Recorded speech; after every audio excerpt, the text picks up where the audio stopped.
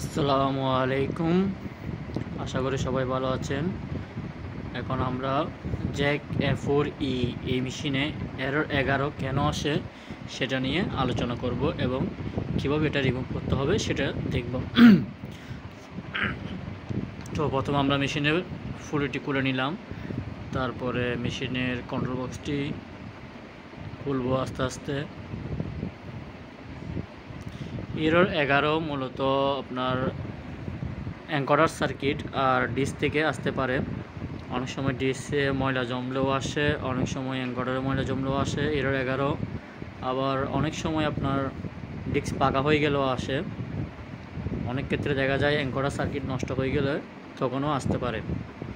তো এখনও আমরা দেখি না এটা কেন আসতেছে। আস্তে আস্তে কন্ট্রোল বক্সটা খুলে আমরা ভিতরে দেখব আগে কি হয়েছে সেটা, তারপর বুঝতে পারবো যে এটা কেন হচ্ছে।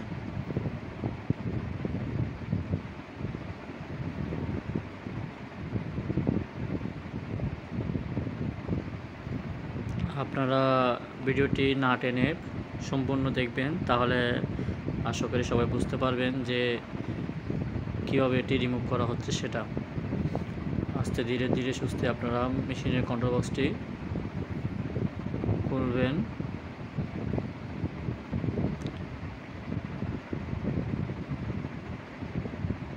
আমাদের কন্ট্রোল বক্সটি খোলা হয়ে গেছে এখন। তো আমরা এখন ধীরে সুস্থে সম্পূর্ণ কানেকশানগুলো খুলব, জ্যাকগুলো খুলব। জ্যাক খোলার সময় অবশ্যই ক্লিপে চাপ দিয়ে খুলব, আমরা কখনো তারে টান দিয়ে খুলব না। এক্ষেত্রে তারে টান দিলে তার যখন লুজ কানেকশন পাই তখন অনেক রকমের এরর দেখা দিবে। তো আপনারা চেষ্টা করবেন যেন ক্লিপে চাপ দিয়ে জ্যাকগুলো খোলা হয়। আমরা ডিসপ্লে খুলে ডিসপ্লের জ্যাকও ডিসকানেক্ট করে নিব।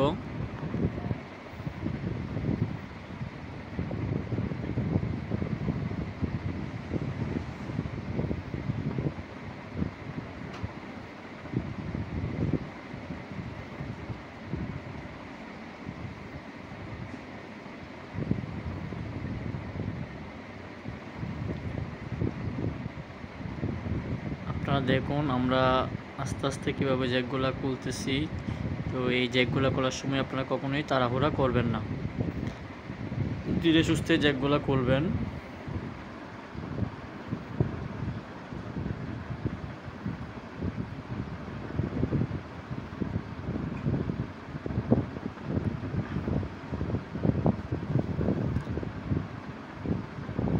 আমরা এখন মোটরে এনকোডারের কভারগুলো খুলে দেখব যে এখানে ভিতরে কোনো ময়লা আছে কিনা।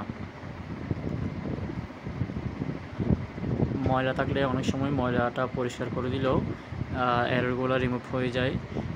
আর আপনারা সবসময় খেয়াল রাখবেন যে এই এনকোডারের কারণে এরর 11, 9, 14 এই এররগুলো মূলত এনকোডারের কারণে আসে।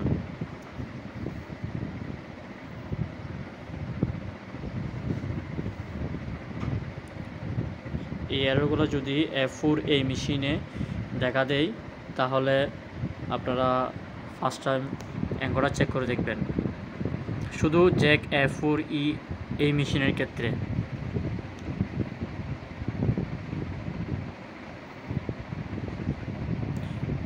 মেশিনের মডেল অনুযায়ী এররগুলো অনেক সময় ভিন্ন হতে পারে।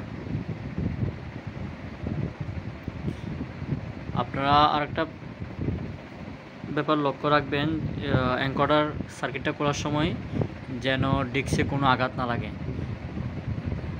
খুব সাবধানের সাথে খুলবেন, কারণ ডিস্কটা খুবই সেন্সিটিভ। তো আমরা দেখতে পাচ্ছি ডিস্কটি বাঁকাও নেই আর ডিস্কে কোনো ময়লাও নেই। এনকোডারটিও পরিষ্কার করে দেখলাম। তো আমরা এখন আরেকটা এনকোডার লাগিয়ে দেখতেছি যে সমস্যাটা এনকোডারে কিনা।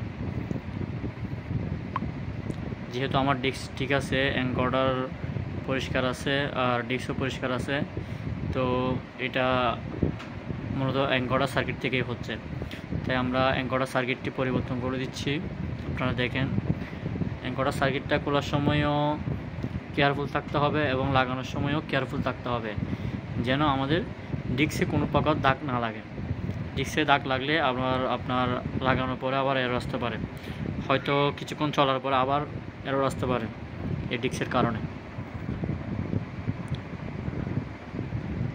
আর এনকোডার লাগানোর পরে ডিস্কটি সেন্টার আছে কিনা, সেন্সরের সেন্টার আছে কিনা সেটা অবশ্যই খেয়াল রাখবেন।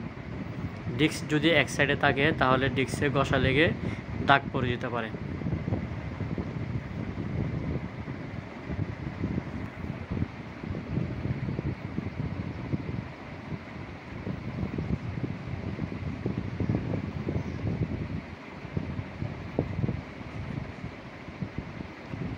দেখুন আমরা এখন চেক করে নিচ্ছি যে এনকোডারটি সেন্টারে আছে কিনা, এনকোডার ডিস্কটি সেন্টারে আছে কিনা। ডিস্কটি যদি সেন্টারে না থাকে মনে হয় তাহলে অবশ্যই আপনারা স্ক্রুগুলো লুজ দিয়ে ডিস্কটি সেন্টার করে নেবেন, ডিস্কটি যেন এক সাইডে না থাকে।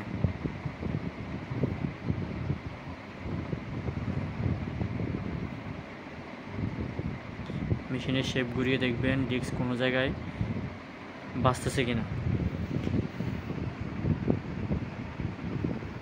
দেখুন আমাদের মনে হচ্ছে এটা কেন যেন এক সাইড আছে, তাই আমরা সেন্টার করে এটা টাইট দিচ্ছি যেন পরবর্তীতে সমস্যা না হয়।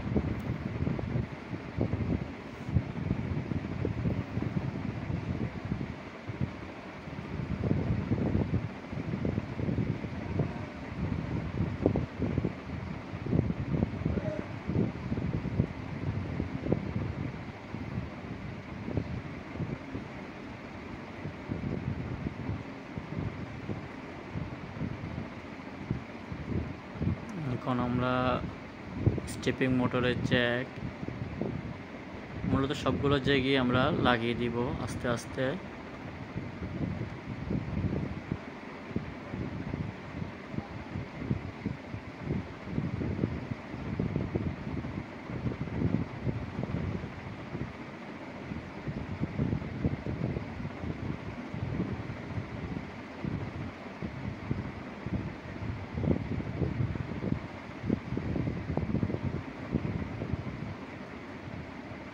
জ্যাকগুলো লাগানোর পরে আপনারা হালকা করে একটু চাপ দিয়ে নেবেন যেন লুজ কানেকশন না থাকে।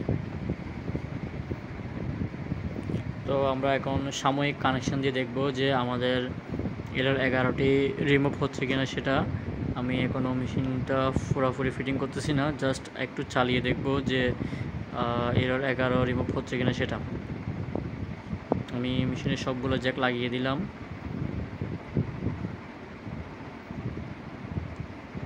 পাওয়ার লাইন দিচ্ছি, ডিসপ্লে লাইনটাও লাগিয়ে দিচ্ছি। দেখেন আপনারা, আশা করি E-11 রিমুভ হয়ে যাবে, যেহেতু আমরা ডিস্কে কোনো সমস্যা পাইনি।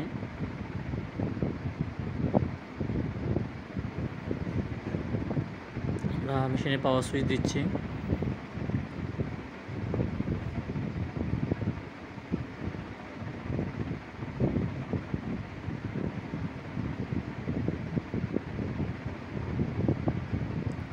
হ্যাঁ, আপনারা দেখেন এখন আমাদের E-11টি রিমুভ হয়ে গেছে। এতক্ষণ E-11 আসার কারণে মেশিনটা উল্টো দিকে ঘুরতো এবং নিরাবার পজিশনটা ঠিক থাকতো না।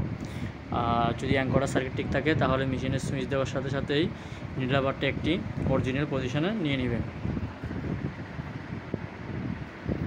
যেটা আপনারা মেশিন সুইচ দিলে বুঝতে পারবেন যে কোন পজিশন নিচ্ছে সেটা।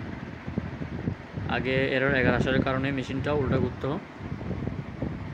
এখন ঠিক হয়ে গেছে। তো এইভাবে আপনারা একটা ফাইন্ড আউট করে এররগুলো রিমুভ করবেন। ভিডিওটা যদি আপনাদের ভালো লেগে থাকে অবশ্যই এই চ্যানেলটি সাবস্ক্রাইব করুন এবং ভিডিওটি বেশি করে শেয়ার করুন। আমাদের সাথে থাকার জন্য আপনাদেরকে অসংখ্য ধন্যবাদ।